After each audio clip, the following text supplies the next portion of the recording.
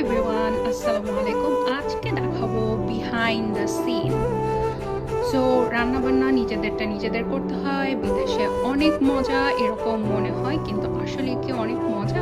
রান্নাবান্না শেষ হলো, এখন আমাকে আমার হাঁড়ি পাতিলগুলো ধুতে হবে, কিন্তু সব কিছু কি আমরা শুধু চাইলেই ডিশওয়াশারে দিতে পারি? না, সব কিছু ডিশওয়াশারে দেওয়া যায় না। সো আমাদেরকে হাতে ধুতে হয়। এখানে দেখেন অনেক হাঁড়ি পাতিল হয়ে গেছে। আমাদের তো বুয়া নেই, সো নিজেদের কাছে নিজেদেরকে করতে হবে।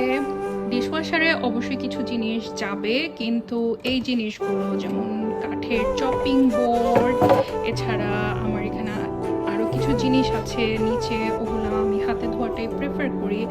তারপরে এই যে এখানে আমার একটা রকের ফ্রাইং প্যান আছে। এই টাইপের রকের ফ্রাইং প্যান বা পাতিল যেগুলো থাকে, ওগুলো আমি নিজেই ধোয়াটা প্রেফার করি। সো ইয়াস, ছুরি বা এই জাতীয় ধারালো জিনিসও আমাকেই ধুতে হবে। So I am going to have some fun. Okay, thank you আপনাদের সবাইকে।